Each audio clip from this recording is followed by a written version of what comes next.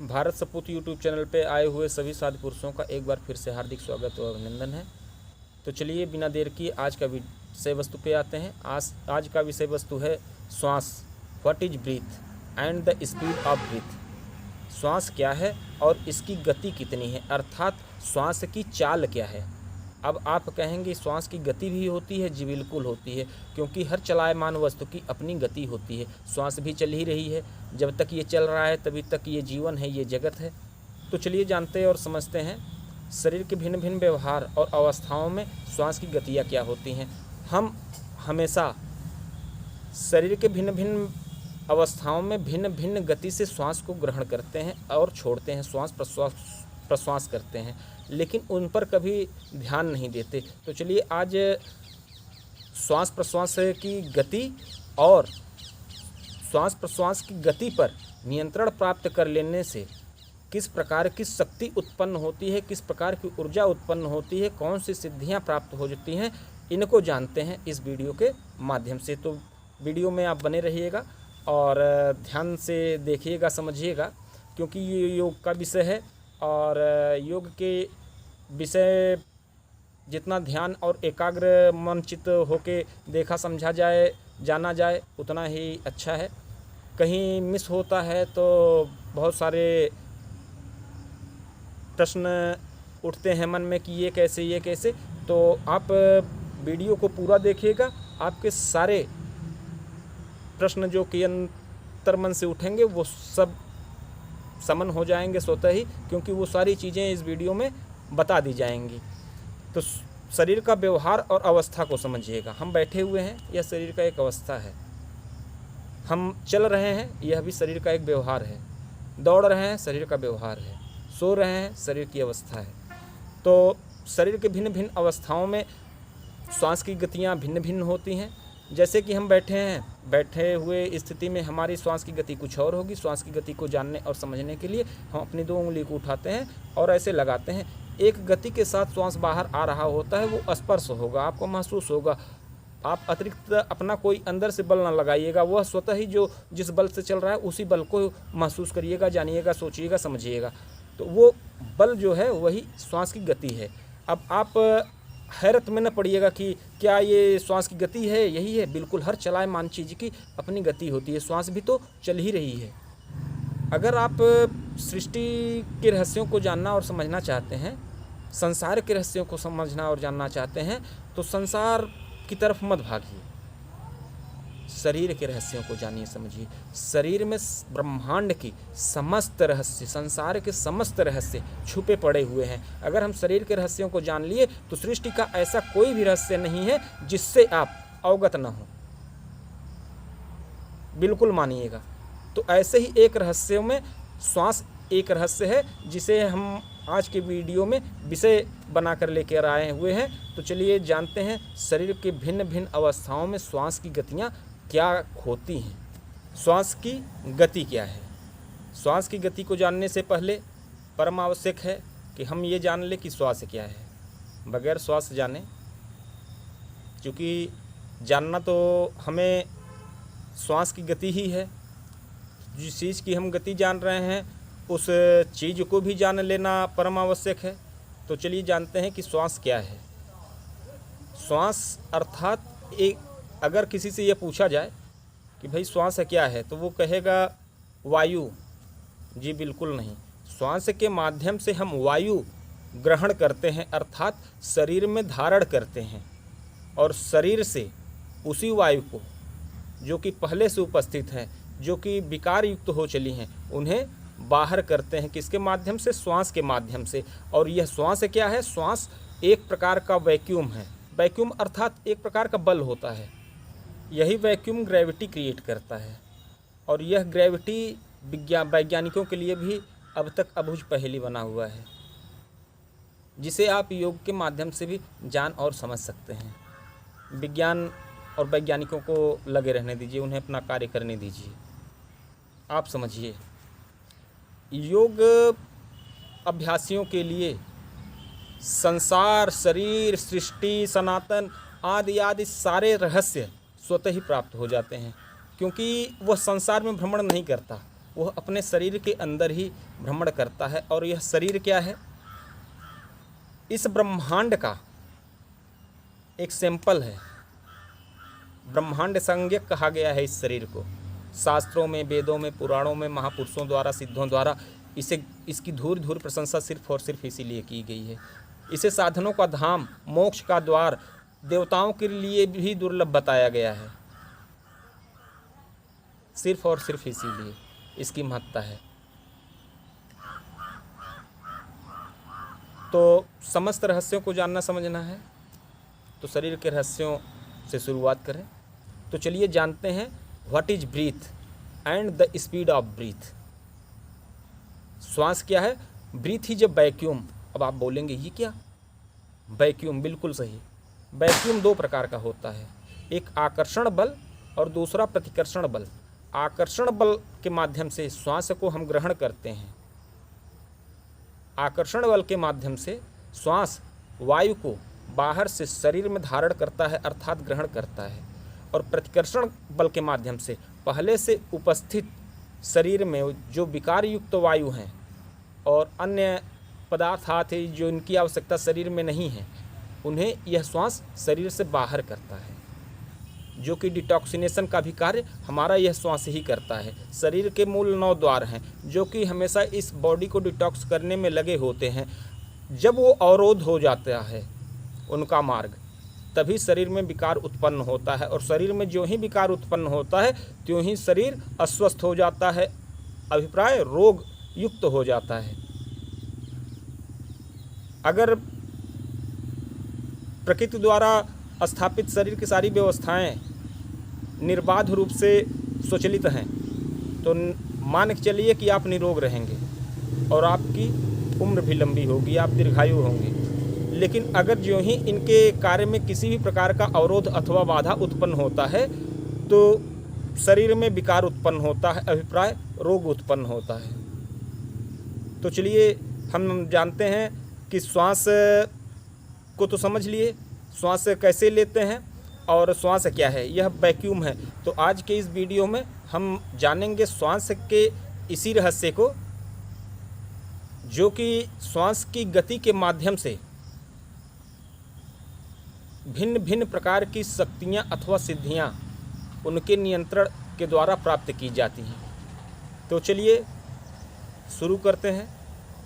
श्वास की गति क्या है हो जाएगा। अभी हमें श्वास की गति जाननी है और उस गति को नियंत्रण करके उससे प्राप्त होने वाली सिद्धियां अथवा शक्तियां, इन्हें जानना समझना है। तो चलिए आगे बढ़ते हैं, श्वास की गतियों पर चलते हैं। श्वास की गतियाँ क्या है? सामान्यतः स्वस्थ मनुष्य के लिए जो श्वास की गति है, श्वास की गति को आप मेज़र कैसे करेंगे? ध्यान दीजिएगा। ये श्वास की गति एक प्रेशर जब क्रिएट होता है, सामान्य आप अपने तरफ से अतिरिक्त कोई प्रेशर बल मत दीजिए। सामान्य तरीके से जो भी चल रही हैं उन्हें महसूस करिए कि किस गति में है। तो आप महसूस पाएंगे कि अगर व्यक्ति अस्वस्थ नहीं है, मनुष्य अस्वस्थ नहीं है, तो उसका सामान्य गति जो श्वास बाहर से वायु ग्रहण करता है, धारण करने की जो गति है वह 10 अंगुल के प्रमाण की है। और प्रश्वास जिसे आप कहते हैं, श्वास को छोड़ने की जो गति होती है, सामान्य अवस्था, एक सामान्य स्थिति में स्वस्थ मनुष्य की, वह है 12 अंगुल की। हम भोजन करते हैं अथवा वमन की स्थिति होती है तो इस ऐसी अवस्था में इसी श्वास की गति 18 अंगुल की हो जाती है। हम चलते हैं तो इसी वायु की गति 24 अंगुल की हो जाती है। दौड़ने लगते हैं तो इस श्वास की गति 42 अंगुल की हो जाती है। काम क्रिया, स्त्री प्रसंग, मैथुन आदि में इसी श्वास की गति 65 अंगुल की हो जाती है। और जब हम सोते हैं तो ऐसी अवस्था में इसी श्वास की गति 100 अंगुल की होती है।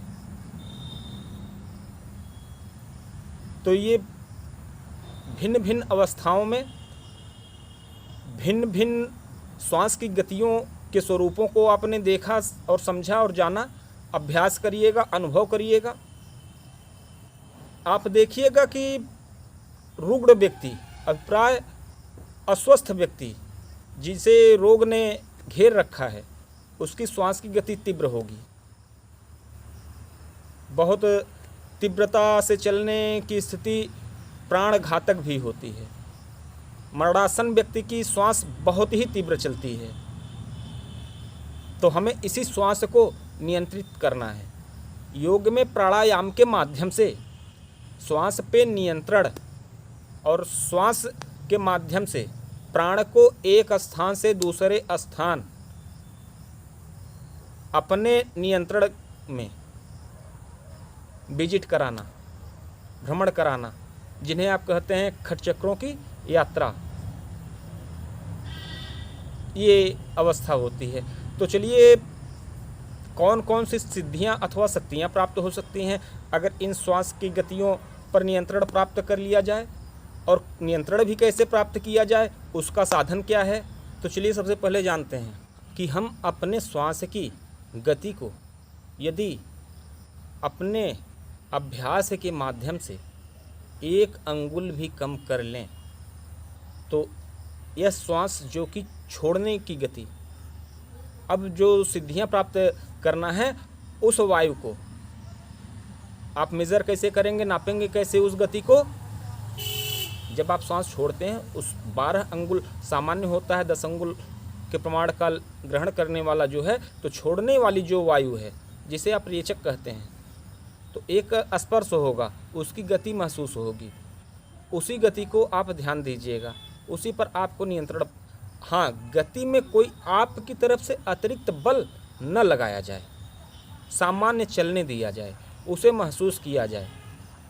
तो ऐसी अवस्था में आप भिन्न भिन्न शक्तियों और सिद्धियों को प्राप्त कर सकते हैं।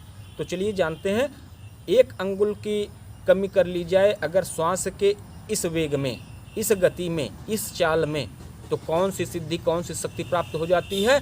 निष्कामता 1 अंगुल की कमी से, और कहीं 2 अंगुल की कमी कर दी जाए, नियंत्रण कर लिया जाए, तो आनंद की प्राप्ति हो जाती है। और 3 अंगुल के नियंत्रण से क्या प्राप्त हो जाता है। कवित्व की शक्ति, काम शक्ति आदि भिन्न भिन्न अन्य प्रकार की शक्तियाँ और भी।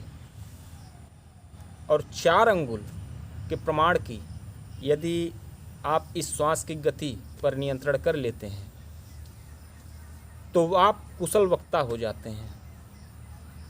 और 5 अंगुल की कहीं गति पर नियंत्रण प्राप्त कर लिया आपने, तो आपके अंदर दूरदर्शिता आ जाती है, आप बहुत दूर तक देख सकते हैं। और कहीं वायु की गति में आपने 6 अंगुल की कमी कर ली तो आप आकाश गमन की शक्ति प्राप्त कर लेते हैं। और कहीं इसी गति पर आपने 7 अंगुल का नियंत्रण प्राप्त कर लिया तो आपकी तीव्र गति हो जाती है। अभिप्राय, तीव्र गति जैसे मन ने जहाँ सोचा अमेरिका अथवा चांद, वो वहाँ पहुँचा। जितने समय में मन पहुँचता है उस गति से आप उस गंतव्य को पहुँचेंगे। यह 7 अंगुल प्रमाण का यदि सिद्धि प्राप्त कर लिए, नियंत्रण प्राप्त कर लिए श्वास की इस गति पर। 8 अंगुल की गति को समझिएगा, यदि आपने 8 अंगुल श्वास की गति पर नियंत्रण कर लिया तो आप 8 प्रकार की सिद्धियां प्राप्त कर लेंगे। अष्ट सिद्धियों का चर्चा एक अन्य वीडियो में करेंगे विस्तार से। और 9 अंगुल की कमी से 9 निधियां, उसी वीडियो में अष्ट सिद्धियां और 9 निधियां दोनों की चर्चा होगी। और 10 अंगुल यदि नियंत्रण कर लेते हैं हम अपने श्वास की इस गति पर तो 10 मूर्ति सिद्ध हो जाती है, अर्थात आपके अंदर 10 रूपों को धारण करने की शक्ति स्वतः ही विद्यमान हो जाती है, आ जाती है। और कहीं श्वास की इसी गति पर 11 अंगुल आपका कमांड हो गया, आपका नियंत्रण हो गया। और यह सब होना कैसे है? अभ्यास से। किस अभ्यास से, उसकी भी चर्चा आगे करेंगे। तो इस श्वास की गति में अगर 11 अंगुल की कमी कर दी जाए तो मनुष्य छाया रहित हो जाता है, उसकी अपनी छाया, अपना प्रतिबिंब नहीं बनता।